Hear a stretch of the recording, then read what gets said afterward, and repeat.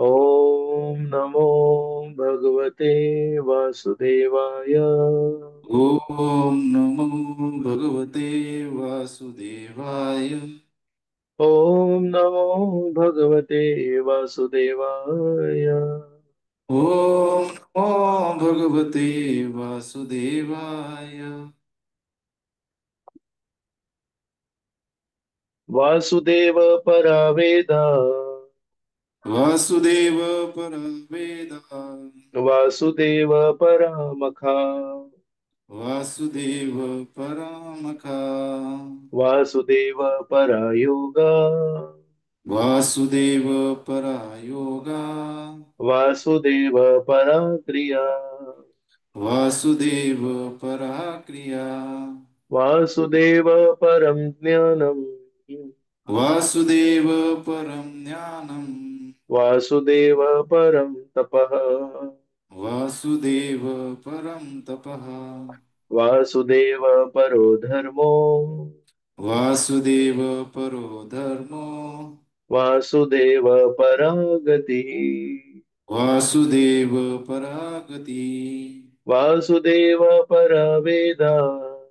वासुदेव परा वेदा। वासुदेव परामखः। वासुदेव परामकः। वासुदेव परा योगा।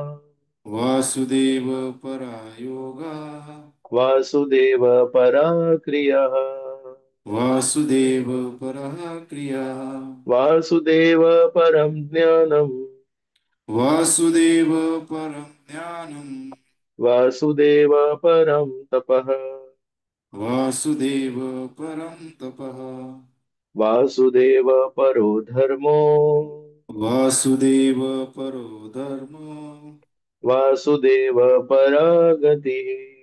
वासुदेव परागति। प्रभु जी।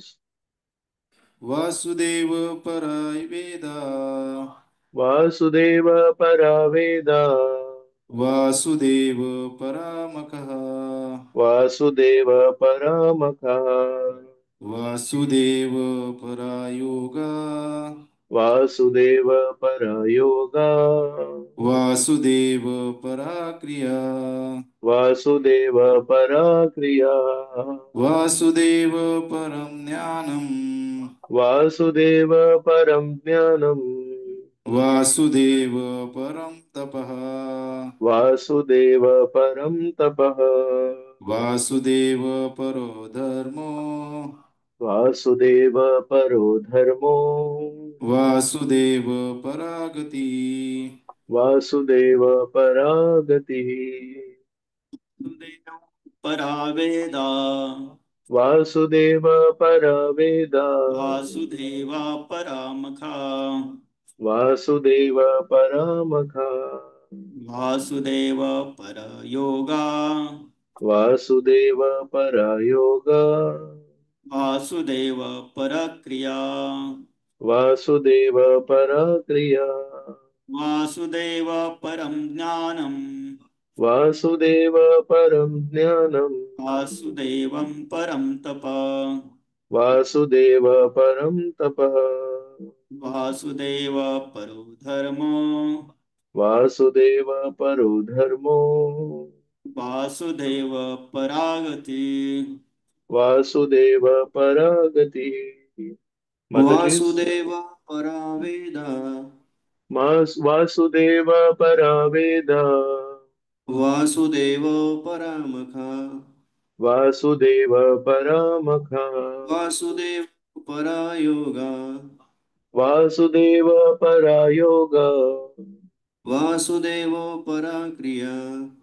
वासुदेव परा क्रिया। वासुदेव परं ज्ञानम्। वासुदेव परं ज्ञानम्। वासुदेव परं तपः। वासुदेव परं तपः। वासुदेव परो धर्म। वासुदेव परो धर्मो। वासुदेव परागति। वासुदेव परा गतिः। माताजी। वासुदेव परा वेदा। वासुदेव परामखा। वासुदेव परायोगा वासुदेव परक्रिया वासुदेव परज्ञानम् वासुदेव परं तपः वासुदेव परो धर्मो वासुदेव परं गतिः।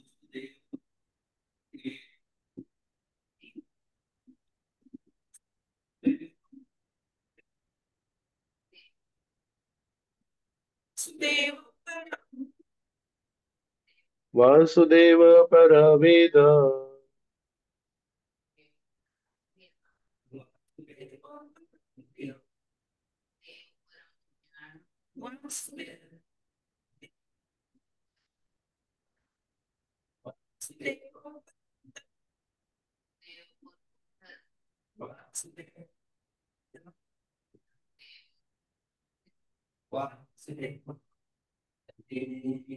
हरे कृष्ण। वासुदेव परावेदा वासुदेव परवेद वासुदेव परामखा वासुदेव परामख वासुदेव परायोगा वासुदेव परयोग वासुदेव परां क्रिया वासुदेव परक्रिया वासुदेव परं ज्ञानम् वासुदेव परं ज्ञानम् वासुदेव परं तपः वासुदेव परं तपः वासुदेव परो धर्मो वासुदेव परो धर्मो वासुदेव परागति वासुदेव परगतिः वासुदेव परावेदा वासुदेव परावेदा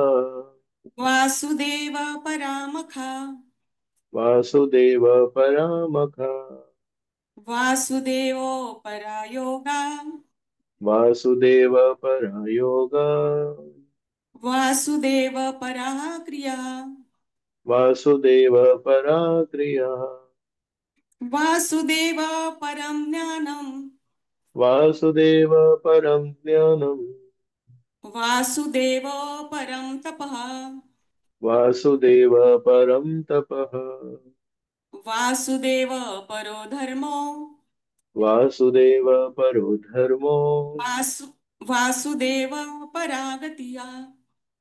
वासुदेव परागतिः. आपण शब्दार्थ भाषांतर बघूया. तर कृपया कोणीतरी शब्दार्थ वाचा.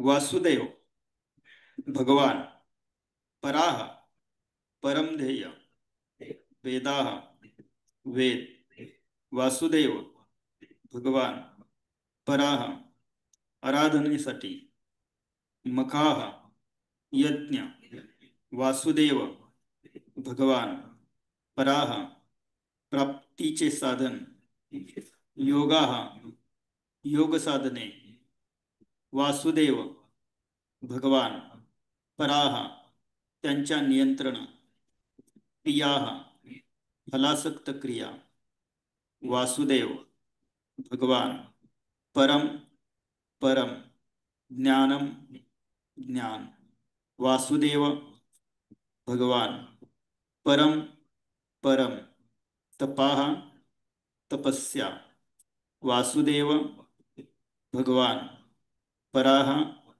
श्रेष्ठ गुणवत्ता, धर्म धर्म, वासुदेव भगवान, पराः अत्यंतिक, गती जीवनाचे ध्येय. भाषांतर श्री प्रपातद्वारा.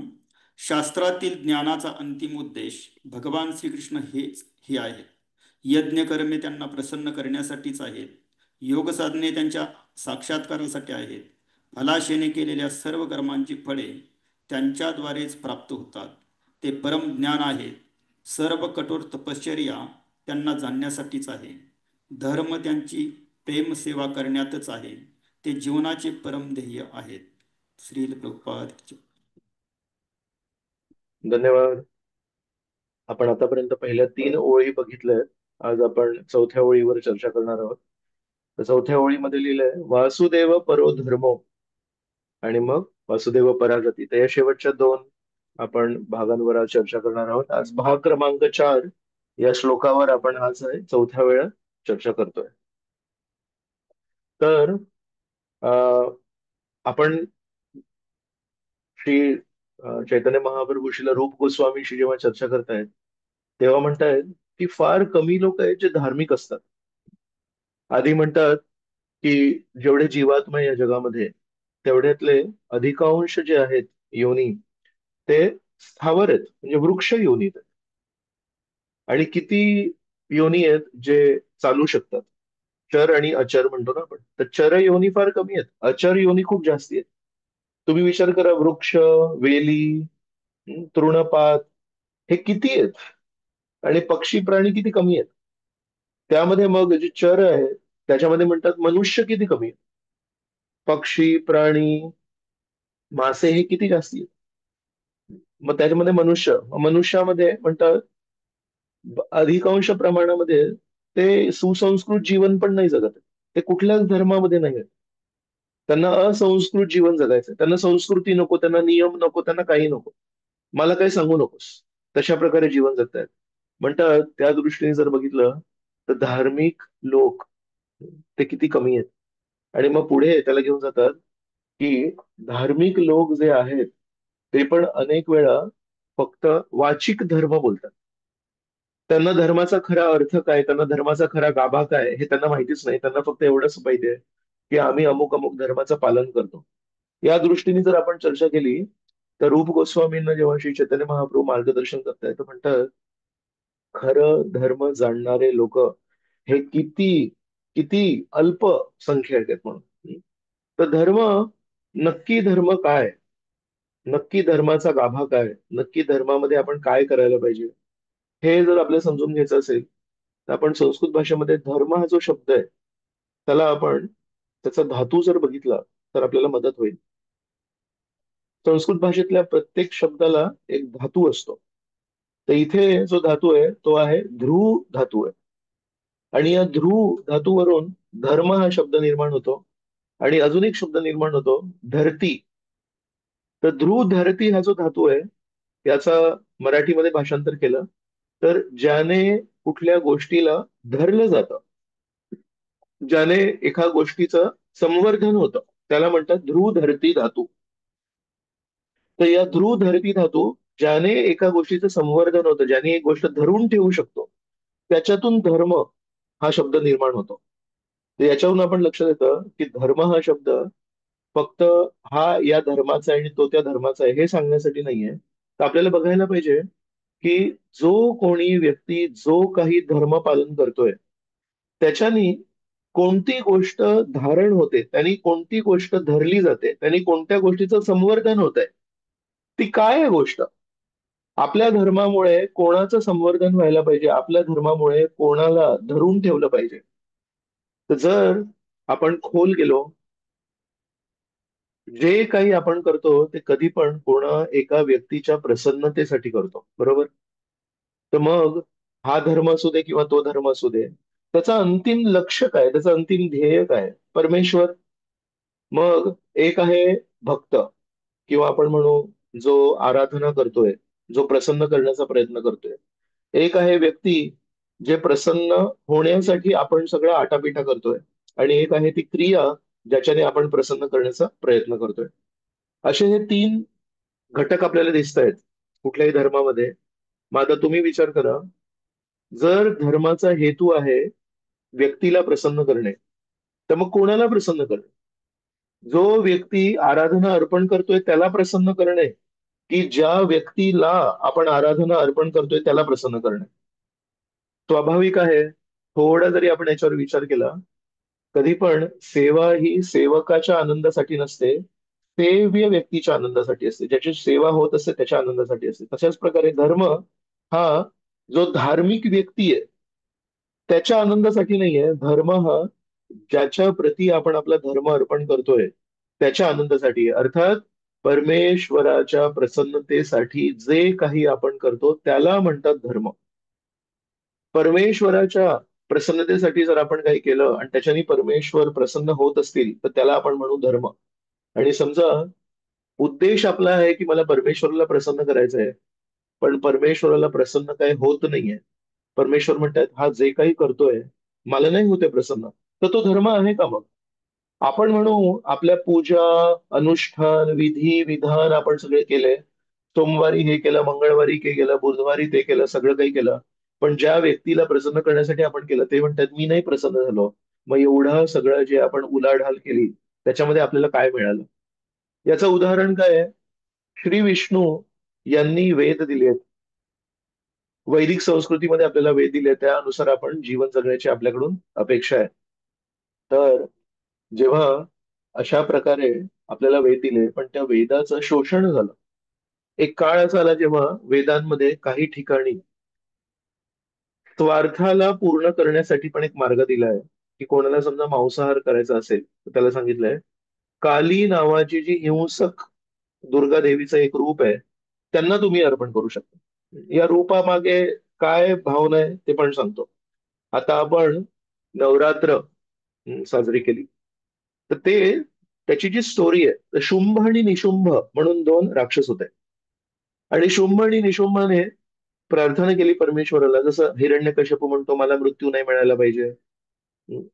वेगवेगळे असुर आहेत ते जेव्हा तपस्या करतात तेव्हा काहीतरी वरदान मागतात. तर शुंभ आणि निशुंभाने काय वरदान मागितलं? म्हणाले आम्हाला कोणी पुरुष नाही मारू शकत. त्यांना पुरुष शक्तीवर इतका अभिमान होता, ते म्हणाले आम्हाला पुरुष कोणी नाही मारू शकत. अर्थात ते म्हणतात फक्त एक महिलाच आम्हाला मारू शकते. आणि त्याच्यामध्ये त्यांचा दृष्टिकोन काय होता?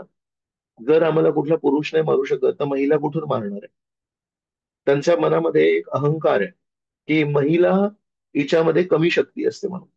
तर अशा प्रकारे शुंभ आणि निशुंभने ब्रह्मदेवांकडून हा वरदान प्राप्त केला आणि त्याच्यानंतर आतंक माजला. मग आता काय करायचं? तर जेव्हा टोकाला कळस जेव्हा होतो तेव्हा मग परमेश्वर म्हणतात, परमेश्वर वाट बघत असतात की अरे थोडंफार तर सगळेजण काही ना काही करत असतात, पण तेवढी स्पेस देतात, तेवढी जागा देतात त्याला, तेवढा वाव देतात, तेवढी मुभा देतात, पण त्याच्यानंतर त्यांना असं वाटतं की हा शिकेल, थोडंसं समजेल की नाही हे बरोबर नाहीये. पण दुर्दैवाने अनेक वेळा काय होतं, थोडं आपण चूक करतो पण त्याच्यानं आपल्याला जर कोणी काही सांगितलं नाही, मग आपल्याला वाटतं की मी जे केलं ते बरोबर आहे, मग आपण त्याला अजून पुढे करतो, अजून चुका, अजून चुका, अजून चुका करतो. मग शेवटी एक दिवस असा येतो जेव्हा सगळं काही समाप्त होतं. तसा शुंभ आणि निशुंभ आहे. थोडंफार त्यांनी पण स्वैराचार केला, थोडाफार त्यांनी पण त्रास दिला, पण एक असा प्रसंग आला जेव्हा देवतांनी ब्रह्मदेवांना प्रार्थना केली की याला अंत नाही, याला आपल्याला थांबवायला लागेल. मग तेव्हा दुर्गा देवी यांना विनंती केली. तर मग त्यांनी काय केलं? ते शुंभ आणि निशुंभ होते, त्यांनी ते लढायला नाही आले, त्यांचे अनुयायी होते. तर एक होता, पहिला जो अनुयायी होता त्याचं नाव होतं धूम्रलोचन म्हणून. तर धूम्रलोचनाने देवतांवर अटॅक केला. तर धूम्रलोचन याला दुर्गा देवीने फक्त हुंकार केला. फक्त आवाजाने धूम्रलोचनाला दुर्गा देवींनी ठार मारला. अशा प्रकारे त्यांचा अजून एक अनुयायी होता, त्याचं नाव होतं रक्तबीज म्हणून. तर रक्तबीज याला काय वरदान मिळालं होतं? त्याला जर कोणी मारहाण केली, त्याच्या रक्ताचा एक थेंब जर जमिनीवर पडला, त्या एका थेंबातून अजून एक राक्षस निर्माण होईल. तर अशा व्यक्तीला ज्याचा थेंब रक्ताचा जमिनीवर पडला आणि त्याच्यातून राक्षस निर्माण होणं, त्याला कसं मारायचं? मग त्यावेळेस दुर्गादेवीने काय केलं? वेगवेगळ्या असुरांना जेव्हा मारत होते तेव्हा रक्तबीजला मारण्यासाठी ते रक्ताचं जे थेंब आहे ते जमिनीवर नाही पडायला पाहिजे, तर तेव्हा त्यांनी काली या रूपाला प्रकट केलं होतं. आणि कालीने काय केलं? कालीने रक्तबीजाला मारलं आणि जसे जसे ते थेंब जमिनीवर पडत होते तसे तसे ते कालीने ते थेंब पण रक्ताचे स्वीकार केले. पण याच्या मागे उद्देश काय होता? रक्तबीजला ठार मारण्याचा होता. तर वेदांमध्ये सांगितलंय की हे एक रूप आहे देवीचं. बाकी देवी कुठली रक्त वगैरे काही घेत नाही, पण ते रक्तबीजला मारण्यासाठी रक्त घेणारी होती. त्या देवीला तुम्ही मांसाहार अर्पण करू शकता कालीला, ते पण कधी? अमावस्येच्या दिवशी. ते पण कुठे? गावाच्या बाहेर एक कालीचं मंदिर असेल, तिकडे गावाच्या मधोमध सर्व लोकांच्या समोर नाही करायचंय, अमावस्येला सोडून दुसऱ्या दिवशी नाही करायचंय. तर अशा प्रकारे एकच रूप आहे कालीचं, ज्याला आपण अर्पण करू शकतो, ते पण एकाच दिवशी, अमावस्येच्या दिवशी, ते पण गावाच्या बाहेर सर्वांच्या दृष्टी आड. तर याच्यामध्ये त्या व्यक्तीचा जो मांसाहार खाण्याचा जो स्वार्थ आहे तो पण पूर्ण होतो. आणि दुसरी गोष्ट की त्याला प्रतिबंध पण लागतात, रोज नाही करू शकत, शहरामध्ये दुकान उघडून नाही करू शकत. पण एक काळ होता, जवळजवळ मला वाटतं 2500, 2500 वर्ष आधीची ही गोष्ट आहे.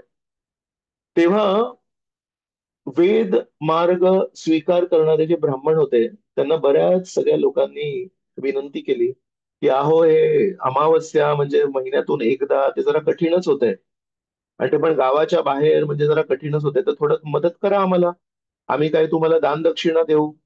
तर त्यावेळेसचे जे ब्राह्मण लोक होते, दुर्दैवाने ते पण स्वार्थी झाले, आणि वेदांमध्ये हे सगळे नियम जे प्रतिबंध होते ते त्यांनी फेटाळून लावले आणि म्हणाले काही काळजी करू नका, आम्हाला पैसे द्या, आम्ही ब्राह्मण आहोत, आम्ही मांसाहारासाठी तुम्हाला सोयी सुविधा करून देतो. तर धर्माचं उद्देश आहे परमेश्वराची प्रसन्नता. आणि जेव्हा त्या धर्मामध्येच प्रदूषण होतं आणि जेव्हा परमेश्वराची प्रसन्नता नाही होत, मग ते परमेश्वराला प्रसन्न नाही करू शकत. मग परमेश्वराने काय केलं, जेव्हा मंदिरांमध्ये कत्तलखाने सुरू झाले, मंदिरांमध्ये रक्त धारा वाहू लागल्या, तेव्हा तेच विष्णू, ज्यांनी हे सगळे नियम प्रतिबंध दिले होते, त्यांनी बुद्ध अवतार घेतला. आणि त्यांनी म्हटलं, जर वेदांमध्ये लिहिलं आहे की प्राण्यांची तुम्ही कत्तल करू शकता, त्या वेदांना मी नाही स्वीकार करत. स्वतः ते विष्णू आहेत, त्यांनीच वेद दिलेत, पण त्यांनी जेव्हा बघितलं की त्या वेदांचा वापर होतोय मला दुःख देण्यासाठी, आई वडिलांसमोर जर मुलांना कोणी मारत असेल तर आई वडिलांना त्रास होणार ना. तसं विष्णू म्हणतायत की हे जे सगळे, सर्व योनिषु कौंतेय अहम बीज प्रदापिता, श्रीकृष्ण गीतेमध्ये म्हणतात सर्व योनिषु कौंतेय. तर एक योनी जेव्हा इतर योनींना मारते, तर परमेश्वर ते प्रसन्न नाही झालं, तर परमेश्वरांनी काय म्हटलं, जर मला दुःख पोचत असेल तर मी हा धर्मच थांबवतो. आणि म्हणून वेद हे भारतामध्ये प्रसारित होते, पण बुद्धाने याच भारतभूमीमध्ये वेदांना नाकारलं. आणि मंदिरांमध्ये जे यज्ञ होत होते, ज्यामध्ये पशु बली, प्राणी बली होत होती, ते सगळं बुद्धांनी थांबवलं.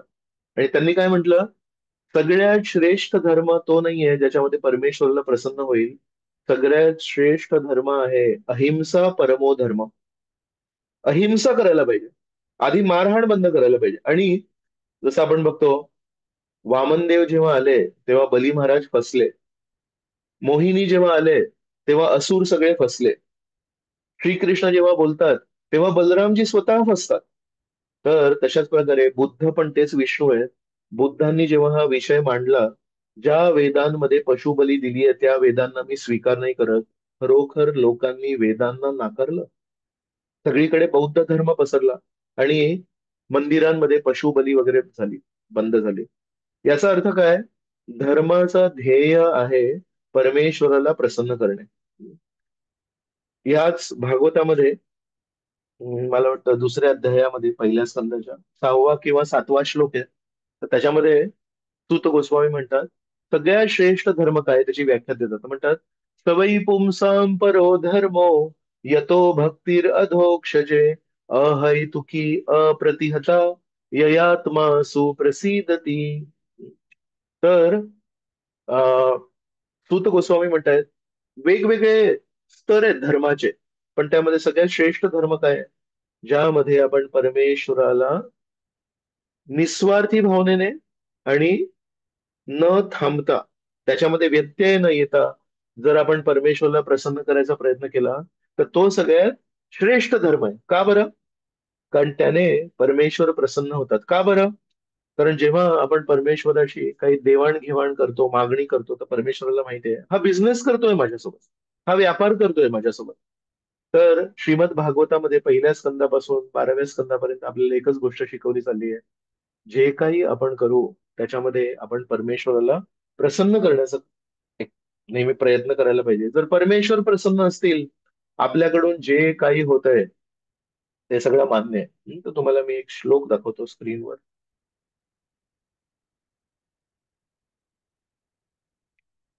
तर हा आहे श्रीकृष्ण उद्धवाला 11व्या स्कंदामध्ये मार्गदर्शन करतात. तर म्हणतात, यो यो मयी परे धर्म कल्प्यते निष्फलाय चेत तदा यासो निरर्थ स्यात् भयाद भयादेर इव सत्तम.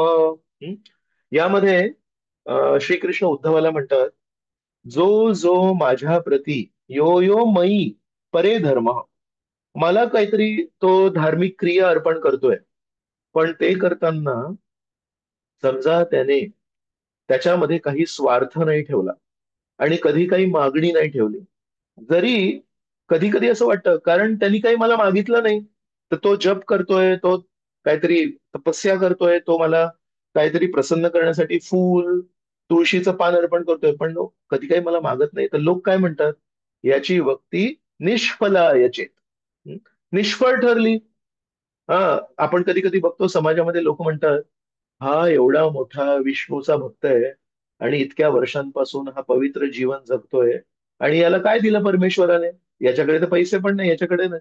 तर परमेश्वर त्या प्रश्नाचं उत्तर या श्लोकामध्ये देतात आणि म्हणतायत, जरी आपण परमेश्वराला काही अर्पण केलं आणि त्याच्यामध्ये जरी ते निष्फळ आहे, चेत म्हणजे इवन इफ, जरी जरी ते निष्फळ ठरलं, पण म्हणतात तद आयासो निरर्थ स्याद, असं तू समजू नको की ते निष्फळ ठरलं. उलट श्रीकृष्ण म्हणतात, जेव्हा लोक काहीतरी स्वार्थ ठेवून मला काहीतरी अर्पण करतात, ते निष्फळ ठरतं. त्याच्यासाठी श्रीकृष्णांनी काय शब्द वापरलाय?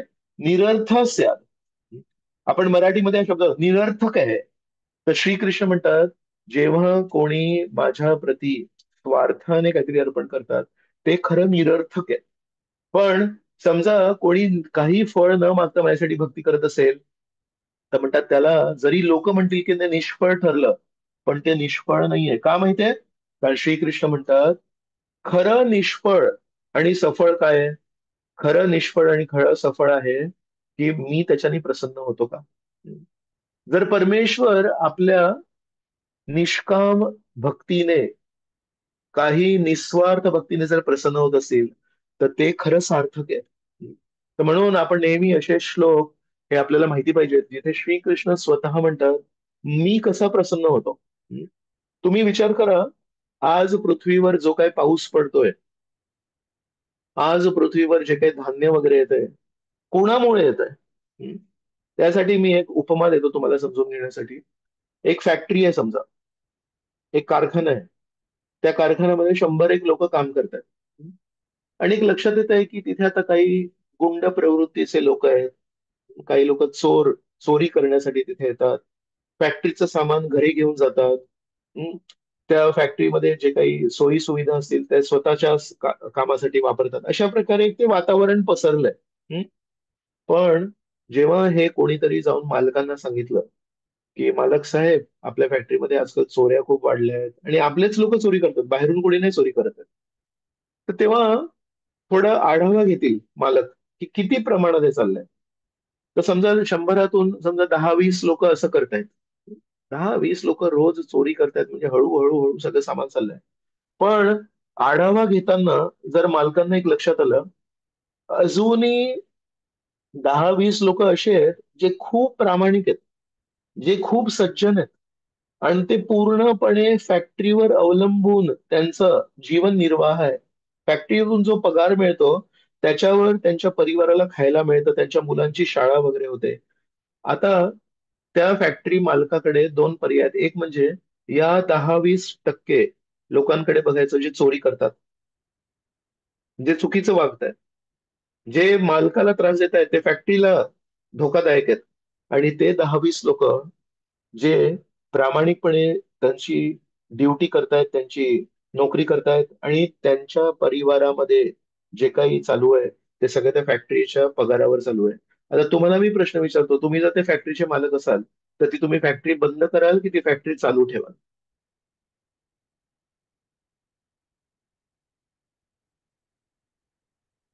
ठीक आहे, तुम्ही तुमच्या तिकडे काहीतरी बोलले असणार, माझ्यापर्यंत ते आलं नाही. पण श्रीकृष्ण काय करतात ते सांगतो. श्रीकृष्ण ते 10-20% लोक जे गडबड करतायत त्यांच्याकडे लक्ष नाही देत. श्रीकृष्ण म्हणतात त्यांना जे करायचं ते करू दे, पण प्रामाणिक कोणी आहे का? तर श्रीकृष्ण म्हणतात हे 10-20 लोक आहेत, जर मी फॅक्टरी बंद केली, मला काही मोठी समस्या नाहीये. मी फॅक्टरी बंद करीन आणि या 10-20 लोकांना शिक्षा मिळेल. पण जे 10-20 लोक प्रामाणिकपणे सेवा करतायत त्यांना काय मिळेल? त्यांचा परिवार भिकारी होईल. तसंच श्रीकृष्ण नेहमी या जगाकडे जेव्हा बघतात तेव्हा अधार्मिक लोकांकडे नाही बघत. श्रीकृष्ण जेव्हा या जगाकडे बघतात तेव्हा शुद्ध भक्तांकडे बघतात. या जगामध्ये हजारो हजारो लोक असे आहेत जे नियम पालन नाही करत आहेत, जे परमेश्वराला त्रास देण्यासाठी स्वार्थ करतायत, इत्यादी इत्यादी. पण परमेश्वर हजारो लाखो अधार्मिक लोकांकडे नाही बघत. परमेश्वर त्या मोजक्या शुद्ध भक्तांकडे बघतात. म्हणतात हे शुद्ध भक्त केवळ माझं नामस्मरण करतात, माझ्यावर अवलंबून जीवन जगतायत. जर मी ही ब्रह्मांडाची भौतिक जगाची फॅक्टरी बंद केली तर हे सगळे राक्षस, हे सगळे असुर त्रासात येतील. पण माझे शुद्ध भक्त बिचारे पण त्रासात येतील. तर माझ्या शुद्ध भक्तांना त्रास नाही व्हायला पाहिजे.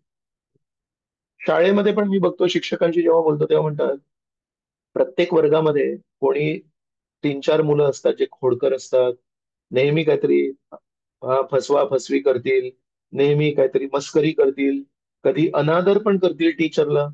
टीचरला कधी कधी प्रश्न पडतो, जर या वर्गामध्ये हे असे मुलं आहेत जे मला खडू मारतात, माझी मस्करी करतात, मला त्रास देतात, मी कशाला जाऊ?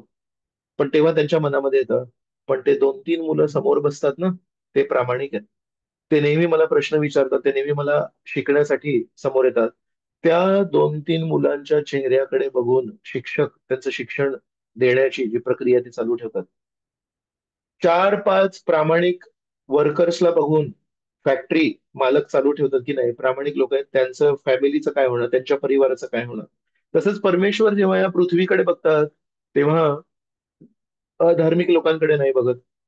तेव्हा परमेश्वर शुद्ध भक्तांकडे बघतात. आणि म्हणून जर कधी आपल्या मनामध्ये प्रश्न आला की प्रभूजी एवढा अधर्म माजलाय, एवढे 4 नियम या समाजामध्ये तुटतायत आणि तरी पाऊस पडतो, धान्य येतं, सगळं काही होतं, सूर्यप्रकाश, हे सगळं चालू आहे, कसं काय चालू आहे सगळं? तर तेव्हा आपल्या मनामध्ये एक स्पष्टता यायला पाहिजे, अजूनही या पृथ्वीवर कोणी शुद्ध भक्त आहेत का? जेव्हापर्यंत या पृथ्वीवर शुद्ध भक्त आहेत तेव्हापर्यंत ही पृथ्वी चालत राहणार. ज्या दिवशी या पृथ्वीवर शुद्ध भक्त नसतील त्या दिवशी सगळा supply, water supply, grain supply, light supply, energy supply सगळा बंद, फॅक्टरी क्लोज्ड. कारण परमेश्वराला त्रास देणारे लोक नको आहेत. तर आपल्याला हे नेहमी माहिती पाहिजे की धर्माचा हेतू फक्त धार्मिक क्रिया करणं नाही, धर्माचा हेतू फक्त पूजा विधी करणं नाहीये.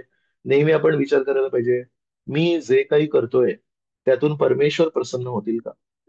आज काय परिस्थिती आहे? आज अधार्मिक लोक तर आहेतच, त्यांना धर्माशी काही घेणं देणं नाहीये.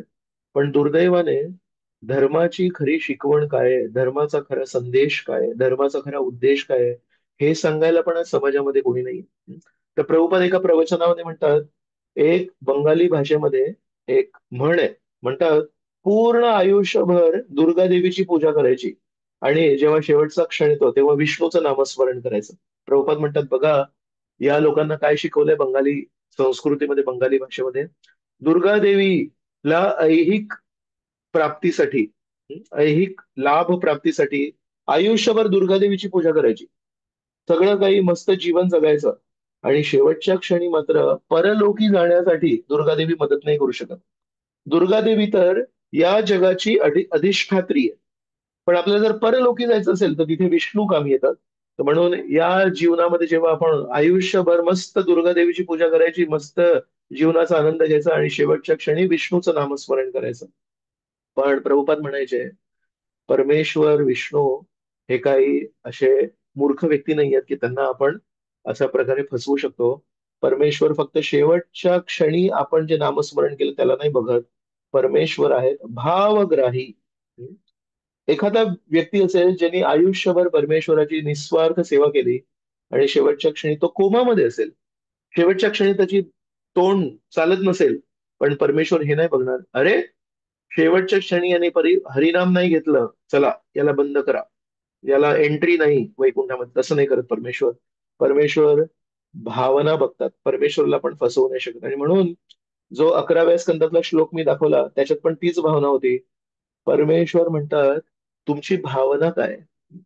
चैतन्य चरितामृतामध्ये एका ठिकाणी श्रील प्रभुपाद लिहितात, श्री चैतन्य महाप्रभूंना त्रास देण्यासाठी काही डाकू लोक पण होते तेव्हाचे. तर त्या तात्पर्यामध्ये प्रभुपाद लिहितात की बंगालमध्ये भरपूर डाकू लोक आहेत, आणि मी बघितलंय की डाकू लोक नेहमी दुर्गा देवीची पूजा करतात, डाकू लोक कधी विष्णूची पूजा नाही करत. मग तिथे प्रभुपाद लिहितात का, तर इंग्लिशमध्ये लिहितात, because dacoits know that Vishnu does not look at the externals, Vishnu looks at the purpose of any activity.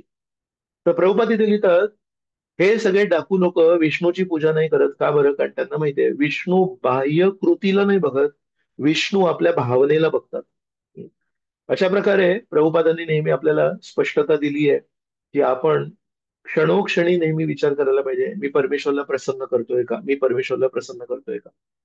एकदा प्रभुपाद आणि त्यांचे शिष्य लॉस एंजेलिस मध्ये एका चांगल्या समृद्ध एरियामधून जात होते. तर तेव्हा प्रभुपादांनी एक मोठा बंगला बघितला. मग प्रभुपाद म्हणाले आपण इस्कॉनसाठी हा भला मोठा बंगला घेतला पाहिजे. तर सगळे भक्त म्हणाले हो प्रभुपाद.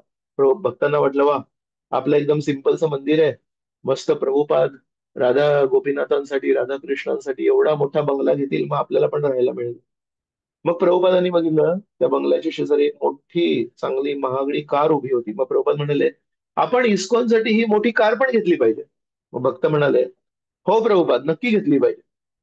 मग तिथून त्या बंगल्याचं आणि त्या गाडीचं रक्षण करणारा एक खूप मोठा विशाल कुत्रा होता तिथे, तो पण बघत होता. तर प्रभुपादांनी म्हणाला आणि आपल्या इस्कॉन मध्ये आपण या कुत्र्याला पण घेतलं पाहिजे. तर सगळे भक्त म्हणाले हो प्रभुपाद.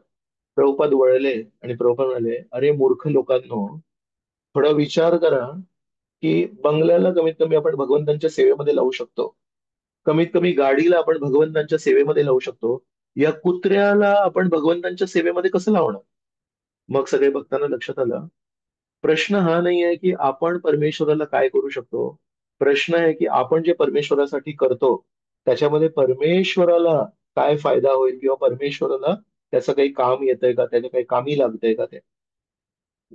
असं म्हणतात एक काळ होता, प्राचीन काळ होता, जेव्हा जेव्हा मनुष्याकडे पैसे यायचे तेव्हा तो विचार करायचा मला परमेश्वराला अर्पण करायला पाहिजे, परमेश्वरामुळे हे सगळं पृथ्वी चालली आहे, हे जग चालू आहे.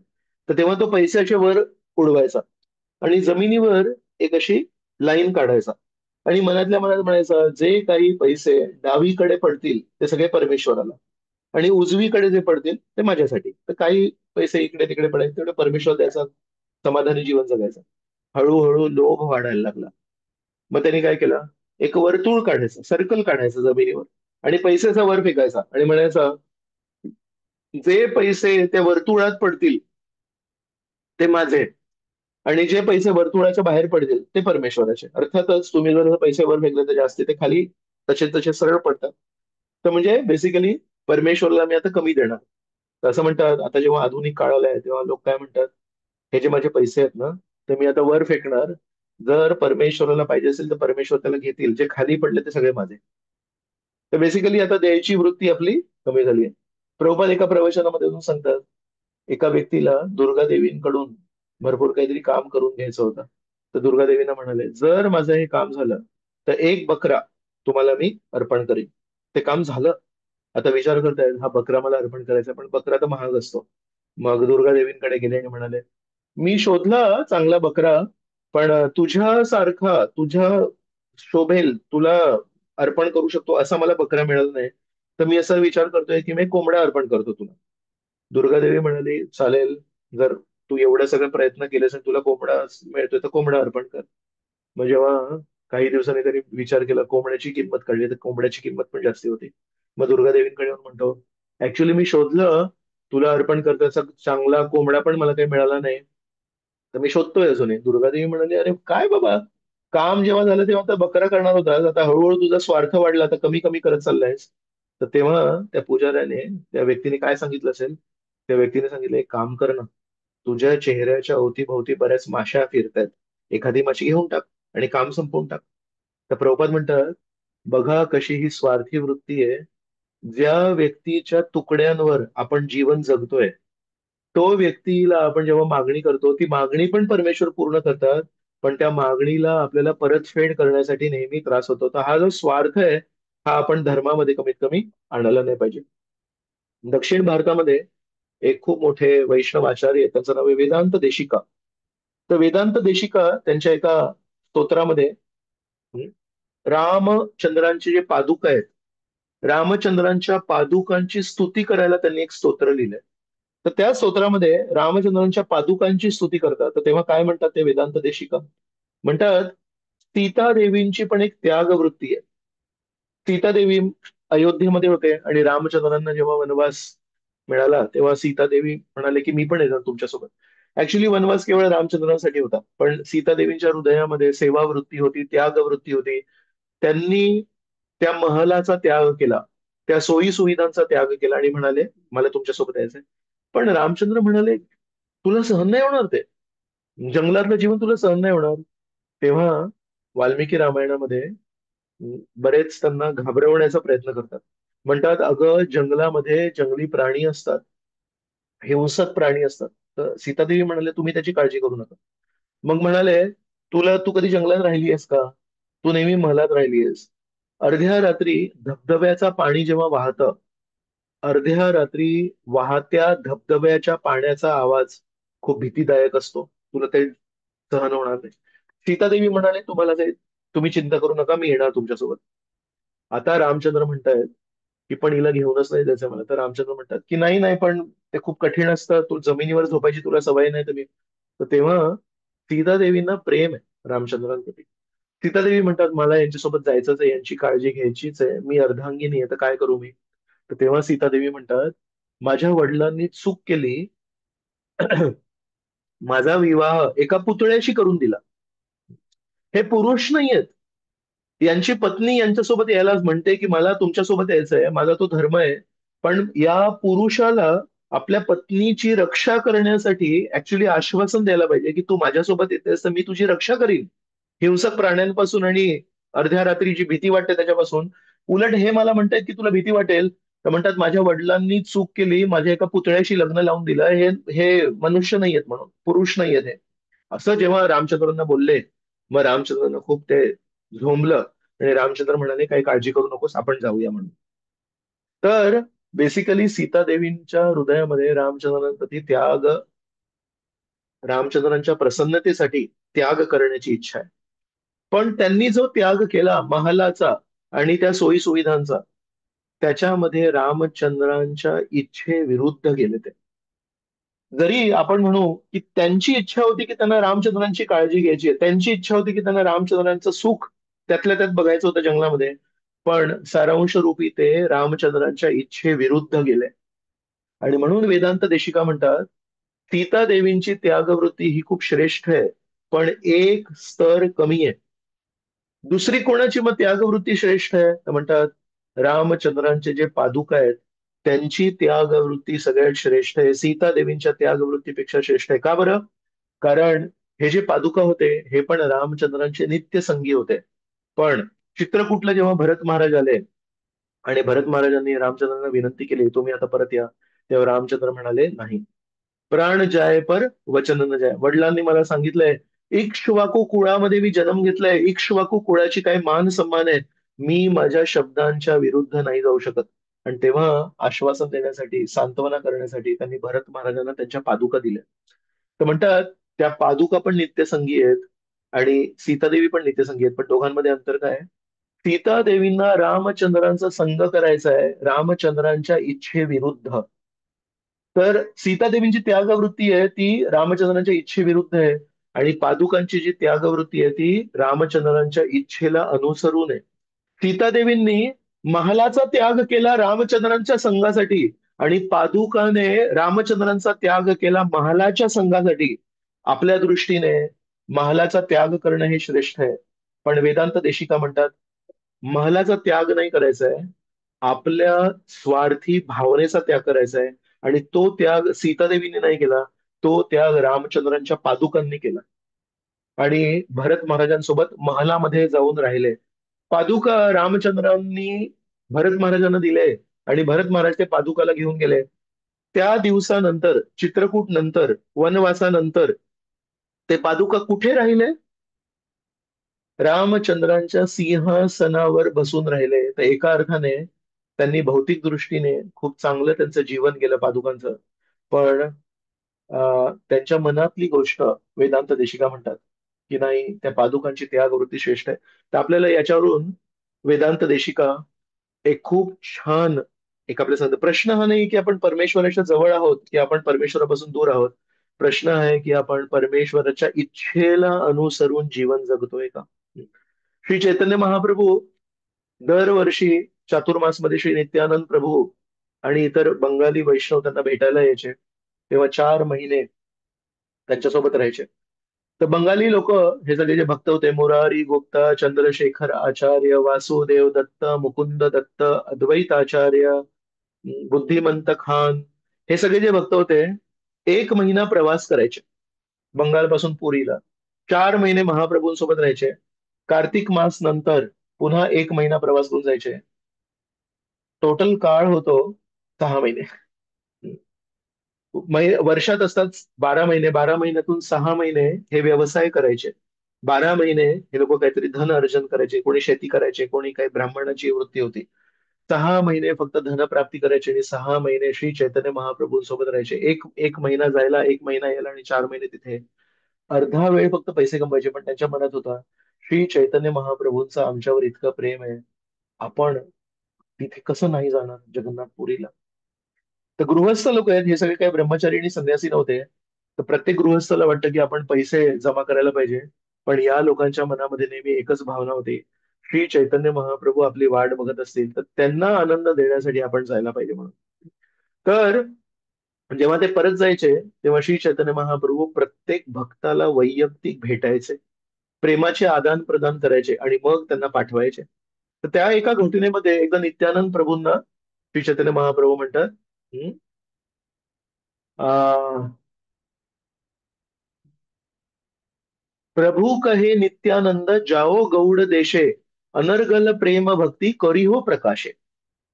श्री चैतन्य महाप्रभू नित्यानंद प्रभू म्हणतात, "हं, जाओ जाओ नित्यानंद जाओ गौड देशे, आता तू बंगालला जा परत. अनर्गल प्रेम भक्ती करीह प्रकाशे." संस्कृत भाषेमध्ये अर्गल हा शब्द आहे. अर्गल शब्द म्हणजे काय?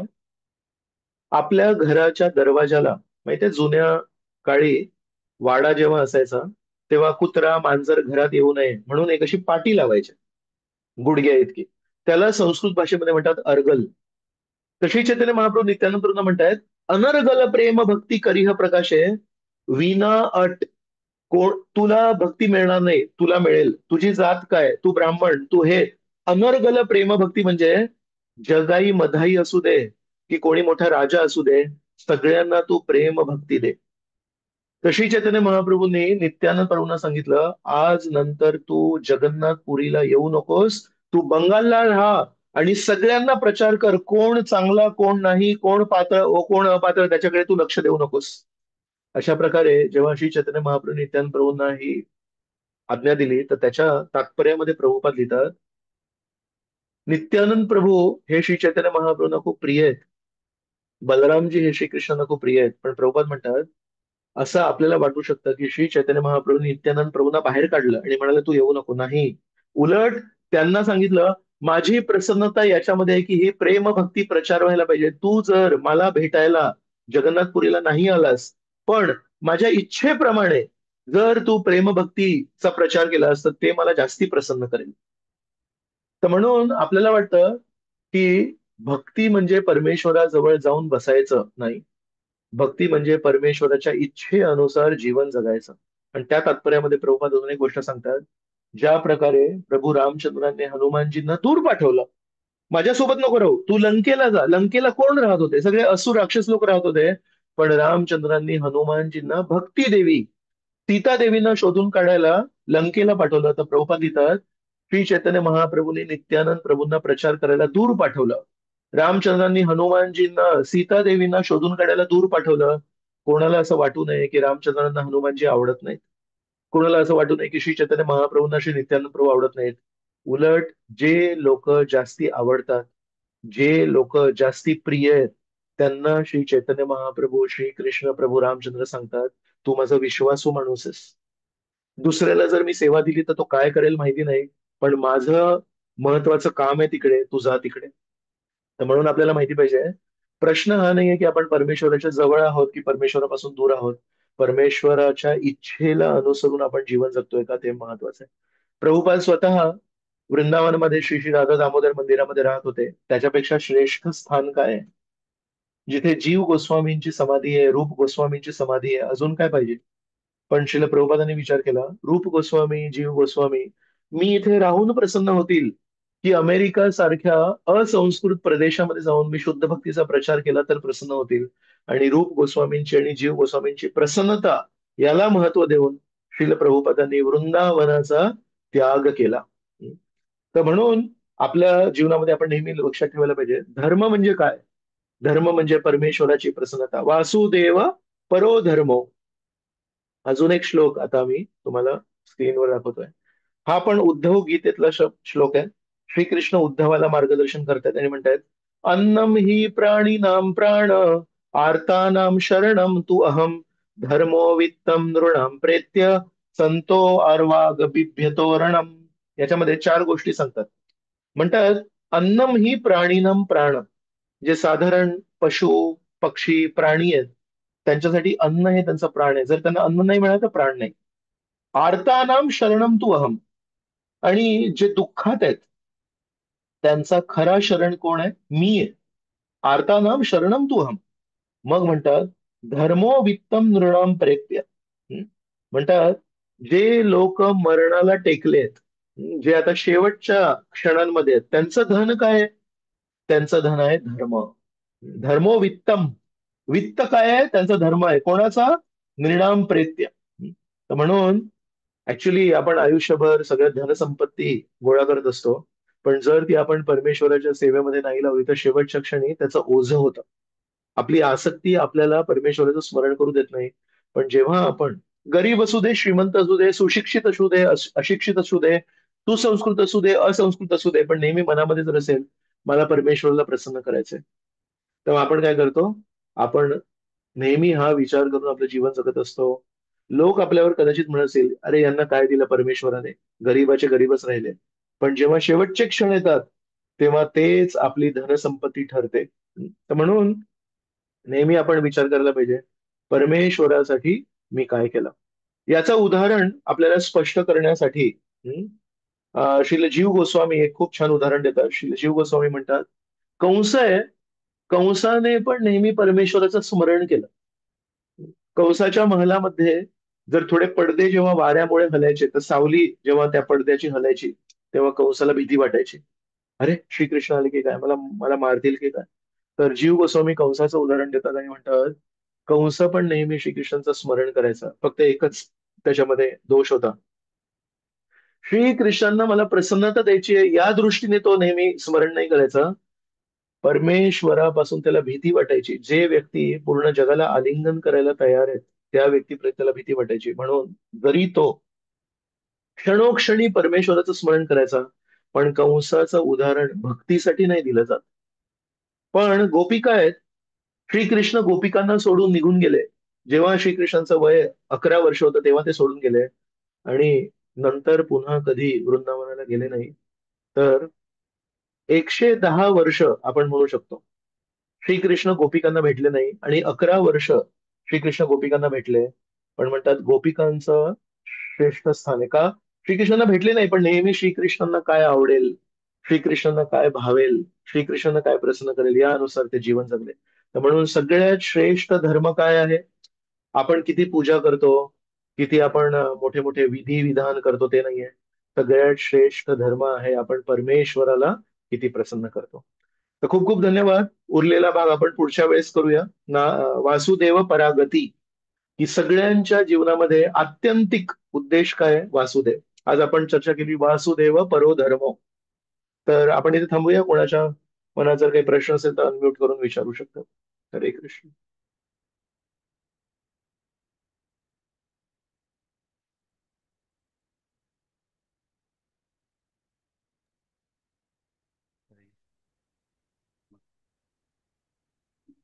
आई प्रसाद.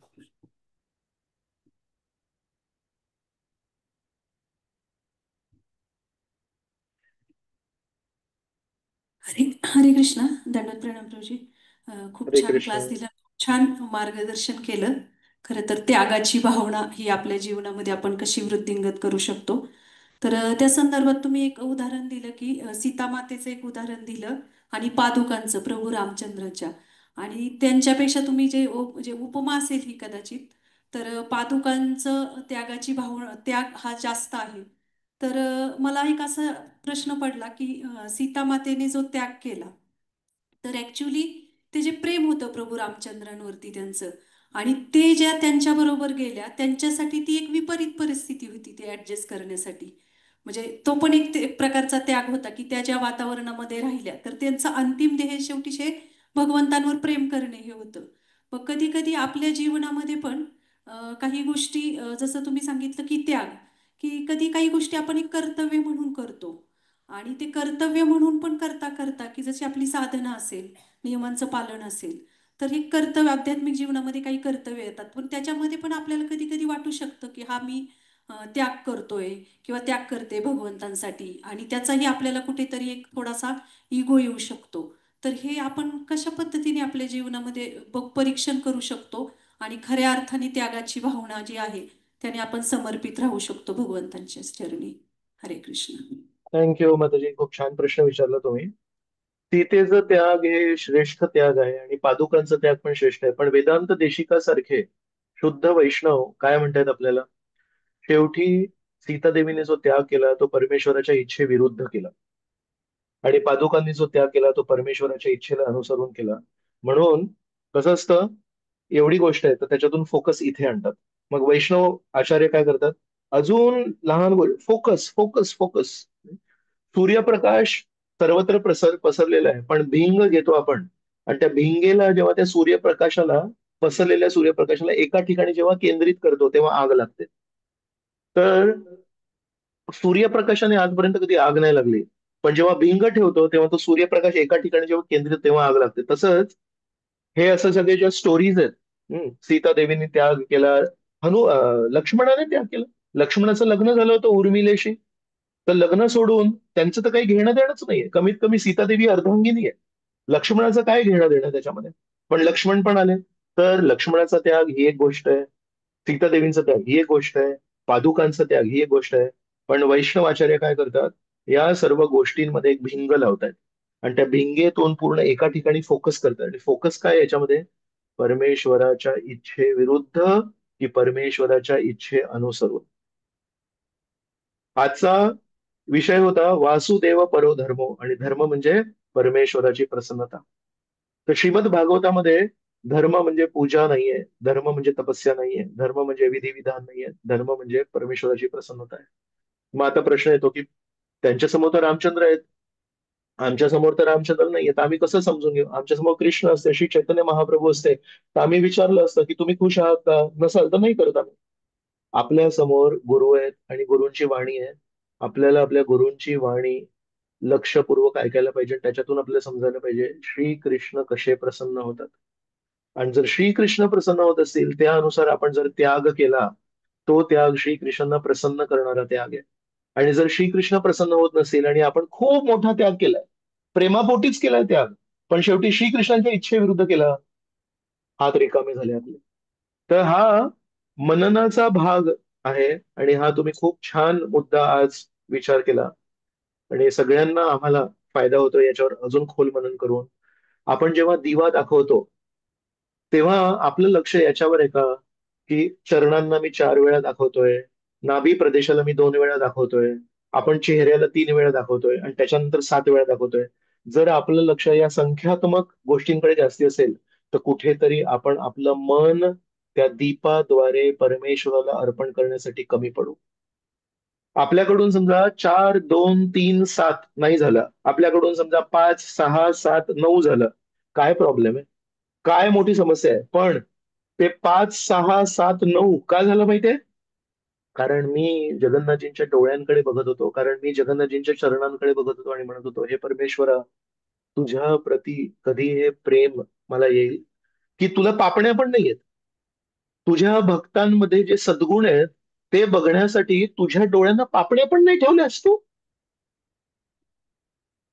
तुझी ही भावना जी आहे की नेहमी तुझ्या भक्तांवर तू प्रेम करतोस आणि तुझ्या नेहमी भक्तांमध्ये तुला सद्गुण बघायचे आहेत, तर हे भक्तांमध्ये सद्गुण बघण्याची तुझी इतकी उत्कंठ आहे, इतकी तुला आतुरता आहे की तुझ्या डोळ्यांना पापण्या नाही, तुझ्या सगळ्या सृष्टीला पापण्या आहेत. प्राण्यांना पापण्या आहेत, पक्ष्यांना पापण्या आहेत, माश्यांना पापण्या आहेत, मनुष्याला पापण्या आहेत, पण जगन्नाथ तुला पापण्या नाही ठेवल्या असतो. हो, मला माझ्या भक्तांचे सद्गुण बघायचे. तर आपण तो दिवा दाखवताना जर ही प्रार्थना केली, अरे भगवंतांच्या डोळ्यांना पापण्याच नाही आहेत, आणि का नाही आहेत तर भक्तांचे सद्गुण त्यांना बघायचे आहेत, एक पण सद्गुण त्यांना मिस नाही करायचा त्या पापण्यांमुळे. मी परमेश्वरा आज दीपदान करताना तुम्हाला प्रार्थना करतो की माझ्यामध्ये पण ही वृत्ती येऊ दे की भक्तांच्या सद्गुणांना मी कधी मिस नाही करायला पाहिजे, आणि भक्तांचे सद्गुण बघता बघता माझ्या पापण्या अशा मी ओपन ठेवायला पाहिजेत. ही जर भावना आपण ठेवली मग आपलं दीपदान यशस्वी आहे. आणि जर दीपदानामध्ये आपल्या भावना भावना शून्य दीपदान करतोय आपण आणि आपलं लक्ष 4237 त्याच्याकडे आहे, मग झालं ना, गोंधळ झाला. म्हणून श्रीमद भागवतावर जेव्हा आपण चर्चा करतोय तेव्हा सूत गोस्वामी, शुकदेव गोस्वामी, श्रील प्रभुपाद आणि इतर भक्त आपल्याला नेहमी काय म्हणतात, इकडचा तिकडचा विचार करू नका, पहिला प्रश्न विचारा, मी परमेश्वराला प्रसन्न करतोय का. आणि परमेश्वरला प्रसन्न कसं करायचं हे कोण सांगणार आपल्याला, आपल्याला आपले गुरु आहेत. गुरुजन आपल्याला सांगतात की परमेश्वरला प्रसन्न करण्यावर फोकस द्या. म्हणून आपल्या साधनेद्वारे कठोर साधन, 16 माळा सकाळी 5:30च्या आधी समाप्त. रोज सकाळी 4 वाजता माझा जपा सुरू होतो प्रभूजी, आणि 5:30 पर्यंत माझा जपा समाप्त होतो. पूर्ण बारामतीमध्ये कोणी नसेल जो सकाळी 5:30 वाजता जपा समाप्त होतोय. पण त्या भावनेने जर आपण परमेश्वरला प्रसन्न नसेल करू, तर तो जप, ती साधना नाहीये, मग निष्फळ ठरली ती. आणि दुसरा कोणी व्यक्ती असेल जो प्रामाणिकपणे जपा करतोय पण परमेश्वरला प्रसन्न करायचंय, मला भक्तांना प्रसन्न करायचंय, मला भक्तांची काळजी घ्यायची आहे, मला भक्तांच्या सद्गुणांना ही जर भावना नेहमी असेल, तर तो बिचारा रात्री 11:30ला जपा करतोय, कारण दिवसभर त्याची सेवा आहे, दिवसभर त्याला परिवाराची काळजी घ्यायची आहे. तो 5:30ला जपा संपत नाही, तो 5:30ला झोपेतून उठतो, पण भगवंत त्याच्याने जास्ती प्रसन्न होते. तर म्हणून तुम्ही खूप छान एक चर्चेचा मुद्दा घेतला की शेवटी आपल्याला काय करायचंय. जे काही आपण करतोय ते कशासाठी करतोय, परमेश्वरच्या प्रसन्नतेसाठी करतोय. जर एवढं सगळं आटापिटा करून परमेश्वर प्रसन्न नाही झाले, गुरु आपले प्रसन्न नाही झाले, तर मग काय फायदा झाला. तर थँक्यू दादाजी, तुम्ही खूप छान प्रश्न विचारला. पण नेहमी आपल्याला त्याग महत्वाचा नाहीये. सीतादेवीनी त्याग केला पण इच्छेविरुद्ध केला, पादुकांनी त्याग केला पण इच्छेला अनुसरून केला. तर आपल्याला जे काही करायचंय तो परमेश्वराच्या इच्छेला अनुसरून करायचं, ते महत्वाचं आहे.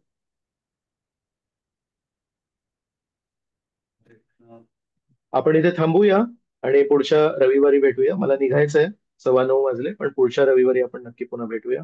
जय श्री श्री जगन्नाथ बलदेव सुभद्रा मैया की जय, श्रील प्रभुपाद की जय, अनंत कोटी वैष्णव वृंद की जय, जय खूप निताई खूप गौर धन्यवाद गुरुजी. प्रेमानंदे. हरी गुरुजी, बोल. आपण 3 वेळा हरिबोल पण आभार मानूया. हरी वाञ्छा बोल, हरी बोल. कल्पतरुभ्यश्च कृपा सिंधुभ्येव च पतितानां पावनेभ्यो वैष्णवेभ्यो नमो नमः. हरे कृष्ण. थँक्यू.